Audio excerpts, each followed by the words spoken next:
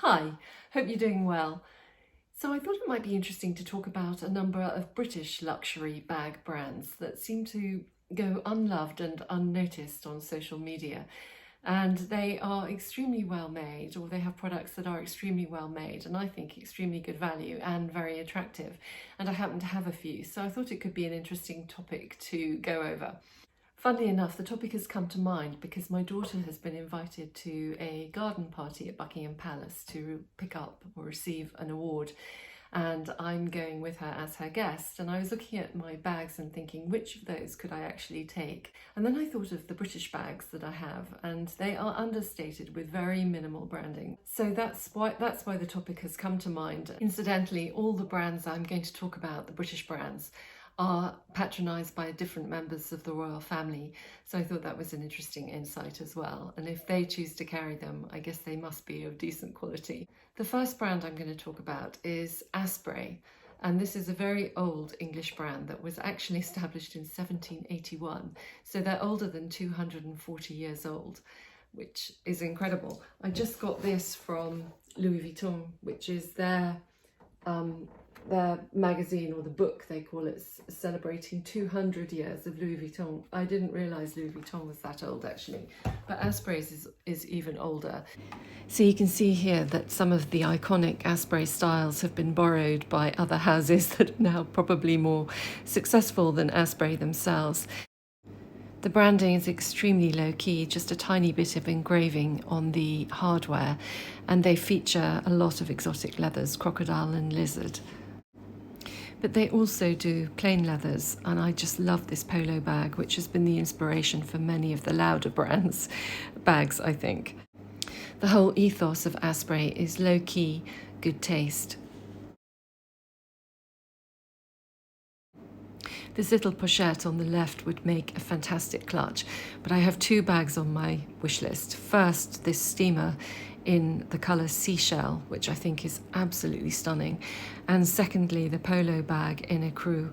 I love both of these, but the price tags of both are pretty hefty, so they are going to have to remain on the wish list as just that, a wish. And just look at this, absolutely to die for, but the price is astronomical.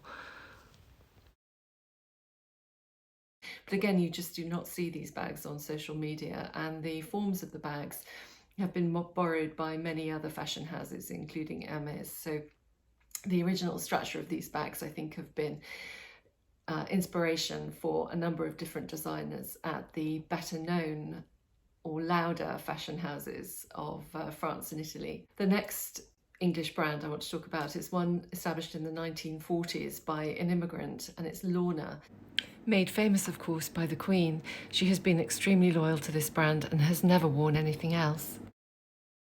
She's reputed to have over 200 of these bags in different colours. They range in price from £1,500 to £2,500 and are sold at Selfridges. Launer has not been the best at marketing itself, and their services are actually used by other brands like Gucci to produce many of their finer handbags, so the quality is absolutely outstanding. The next brand I'd like to talk about is Mulberry, and they were established in the West Country of England in 1971, and they have been producing fabulous bags since that time. I remember going to one of their first stores in the 1980s and buying this lovely bag. So this bag is, I would think, it's got the Mulberry branding on it, and funnily enough, this woven style has really come back in fashion, but I used to use this at university. It's got the very old and traditional mulberry lining, but they are just so, and this still smells absolutely beautifully of leather, and the zip works absolutely perfectly. It's a zipped bag, very, very safe. It's just the most woven handles. It's just the most beautiful style and timeless, and it really has withstood the test of time. So I really recommend Mulberry. And here is the tote. that I just showed you. It's such a great bag.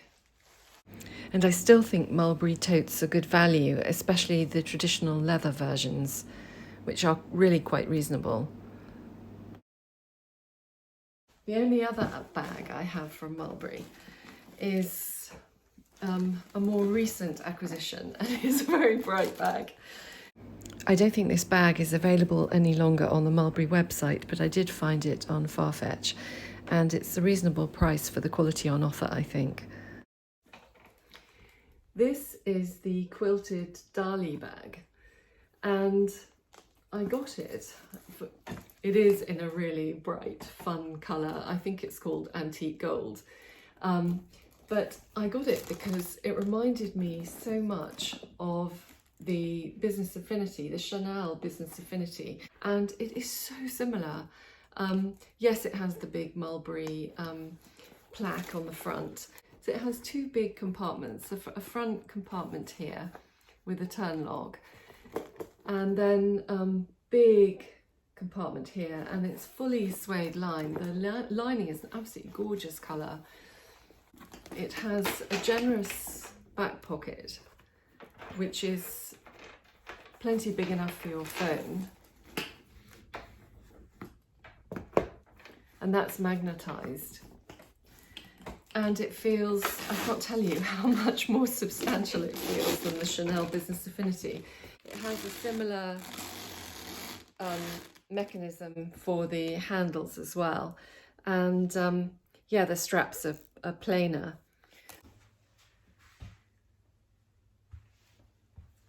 So here's the Darley. I think this is the Darley small. I'll check that in a minute. But it's a great little bag, and it looks fantastic with white in the summertime. So that's the tag from the Mulberry Darley bag. Comes in a really nice dust bag, really quite robust, with a good drawstring on it. Anyway, so I think this is a really attractive bag. Unlike the Business Affinity, it actually doesn't fall over. It's well balanced. And close it. And I just love this. I absolutely love it. It's squidgy, the quilting is fantastic. It's just a brilliant size, and as I say, it looks fab in the summer. The next brand I wanted to share with you is Aspinal of London. Now, I think they tried, if you see the ASP, probably to gain a little momentum from the Asprey brand. But they make quite traditional styles of bags, but they are just beautifully made. They come in this nice robust box, which says Aspinal, cocooned with plenty of tissue. And again, there's a nice dust bag with a drawstring, again, quite robust. And I have the Mayfair bag. Now this is the mini, and I just thought it was so cute. You know my obsession with rose gold, if you've seen some of my videos, my other videos, and I couldn't resist getting this beautiful, delicate rose gold bag in mock crop. It has a slightly larger pattern than some of the others. This is from the Mayfair range, as I said, and they have various sizes in this. So there's a large, there's the medium, there's the mini, and there's even a nano. Now, it undoes by pushing in the clasp, and it has a strap, which I'll show you in a minute, beautiful blue grosgrain lining, and then it has a little slip pocket inside here, and that's just about all it has. Now this is a small bag, it's not big enough for one of the big new iPhones, but it's big enough to carry all your essentials if you carry your phone in your pocket, or you don't need your phone. Comes with a leather and metal chain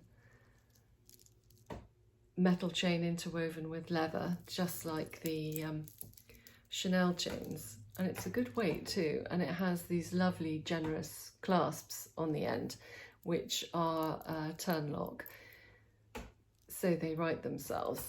It's a generous strap, and it can be worn either on the shoulder like this, crossbody like this. My favourite though is to hand carry it. I just think it's such a pretty little bag for, you know, a wedding or an evening bag, or even, you know, with jeans. Crossbody would look great with a white shirt and sandals and jeans in the summertime. So here's an overview of the different sizes and the prices, which, given the quality of the bags, I don't think are that bad at all. In many ways, this reminds me of the Lady Dior. I just think they are so cute. I really, really enjoy this bag. And I think I'll treat myself to the size up from this as well. Maybe in a summer bag colour. And maybe that's the one I'll end up taking to the garden party. The next British brand I wanted to talk about is Anya Hindmarch, and she makes a range of bags from beautiful evening clutches to very playful bags in sequins and all sorts. So the company was founded in 1987, and some of the bags are crazy. Look, Coke bottle bag or Marmite bottle bag. But she also makes these fabulous clutches, much loved by Prince William's wife, Kate, and you can get these in all different colours and personalised with your own name or initials. And then these woven leather bags, I think, are amazing. I'd love one, but they're quite pricey. Not unlike my Mulberry bag, actually, are they? And then these really practical bags which keep you organised, and she's really into organisation and also sustainability. So if you buy one of her bags, there is a place for everything, and more places than you probably need. So I have quite an old clutch here. So it's in beautiful tooled leather, and that little butterfly clasp is a real Anya Hindmarch trademark. You can see it now with the AH. But this clutch bag carries quite a lot. You can see what I mean about organisation. There are lots of card slots, far more than you need. And then there's a magnetic thing that closes that. And then in each of the pouches, there is a zip in that one, for example. But I think in this one, look, again, more slots for credit cards and stuff. So a lot more slots for credit cards. And you can fit a mobile phone in this bag, for example. And the moored clutch, you can fit a mobile phone in. Not much else, but yeah, just really pretty bags. And her satin evening bags are leather lined, and you can have them customized with your own initials, and they're just very lovely bags. The final brand I wanted to talk about was Lulu Guinness, because everyone's heard of Stella McCartney and Steve McQueen and stuff like that. But this is, I think, a very innovative lady. Lulu Guinness was founded in 1989, and she's famous for the lips purses. She does bags that look like lips, and she also does clasps that look like lips. Lips somewhere on the bag anyway. Her bags come beautifully packed with, you know, really nice dust bag again, and I think the branding is pretty effective. And I have bought this as a present for someone. This is the Lulu Guinness Oyster bag, and it has a little twist lock at the top, pops open, comes with a tiny handle like this to hold it by, as well as a long chain as well, which I have not taken out of the packaging because it's a gift.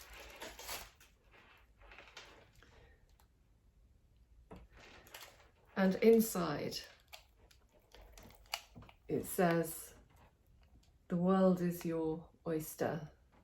Don't know if you can see that. And then there's an oyster in the bottom, and it would only fit, you know, a bit of cash, a credit card, a lipstick, and maybe a compact.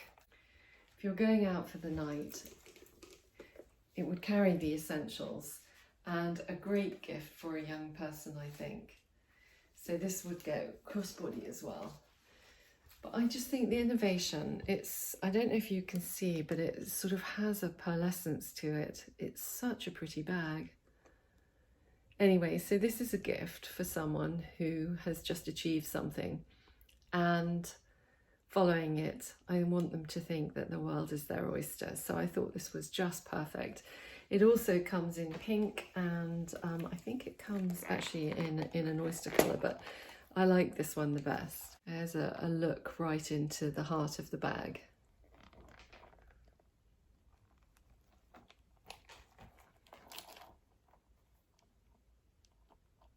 So that's a really quick run through some of the British brands. As I say, I have my heart set on another Aspinal bag, another Mayfair bag, and I also really like the Florence frame bag, so I think that's on my wish list as well.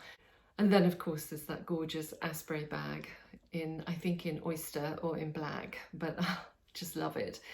It is, however, very like the Louis Vuitton City Steamer. And the City Steamer actually doesn't have much branding. That could be a candidate for my garden party in May. Anyway, I hope you enjoyed that quick run through, and let me know what you think, and would you consider buying one of these British brand bags? Anyway, I'll see you again very soon in another video. Until then, take great care. Bye.